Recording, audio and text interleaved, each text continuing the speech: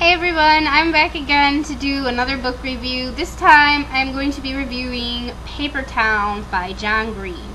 And I just finished this book yesterday, so I'm making sure I review it now and not waiting like I did with Inside Out now that I have the chance, so it's all more fresh in my mind because I've already started another book and I'm actually almost finished with it because I was reading that when I should have been doing other stuff yesterday and this morning. Anyway, moving on. Paper Towns is, I believe, John Green's third novel, and I've been reading his novels in order because I really want to read The Fault in Our Stars. It sounds just really moving, and everybody seems to rave about it. Just to recap, I read Looking for Alaska, and I really didn't care for it.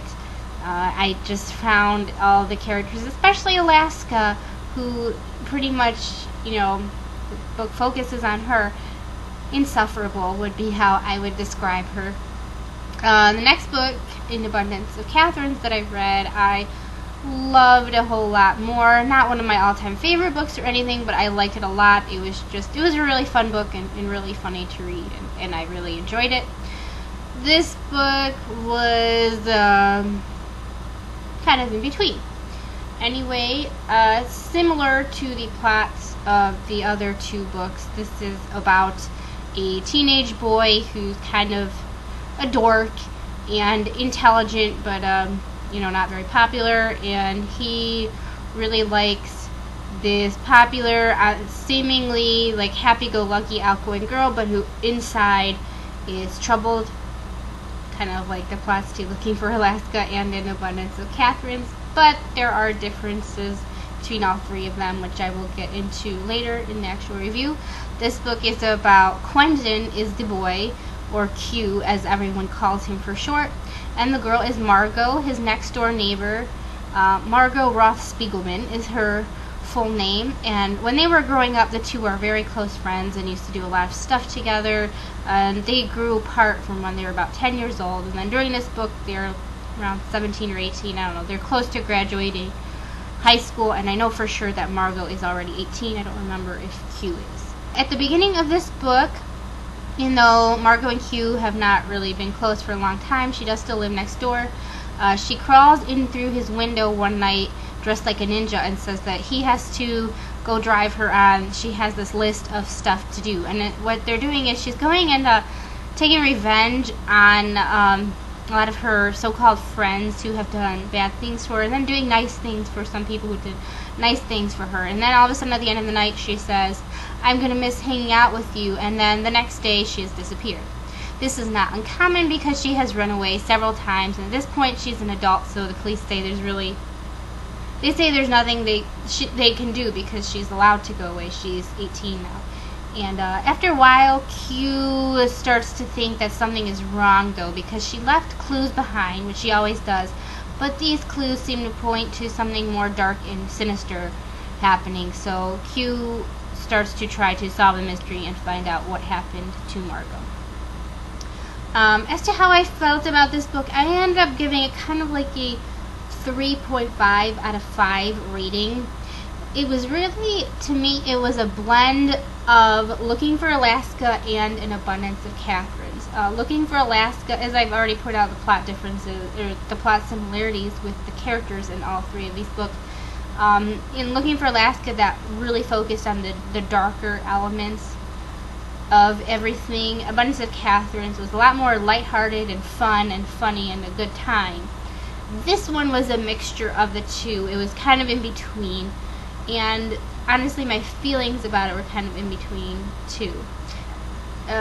This one was bittersweet, I guess you would say. It was not all right, downright depressing like Looking for Alaska, and it was not happy, nice, fun, happy ending like An Abundance of Catherines. And I think I wouldn't have enjoyed it a lot more if it wasn't such a rehash of his previous two books. I did enjoy it, don't get me wrong, but it's kind of tiresome at this point to just have the same, similar plot with variations. And so I'm really happy that The Fault in Our Stars is about a totally different story, and it centers on a girl, and it's about cancer, and not this. Again, I feel like I really didn't care for Looking for Alaska, and I think even if I had not read that one, if I had just read An Abundance of Catherines and this, maybe that I would have liked this a lot more. But as it is, I just felt like I've seen all this before. It's like he took elements from both of those two books and he put them in here. He's like, for the people who want, a dark, depressing book about these characters, they can read Looking for Alaska. If they want a fun one, they can read An Abundance of Catherines. If they want to be a mix and just be in between, have a blend of both, read Paper Towns. And it's like, all three of them to me is like overkill. And I'm sick of it. I don't want to read about this anymore. Margot herself is she's a mix of Alaska and Lindsay in Abundance of Catherines, where she is not insufferable like Alaska was to me, but she has she's hard to like for me as a reader, but I'm sure a lot of people will be more fond of her than I was, because I'm hard on this type of character. They're not who I like to read about.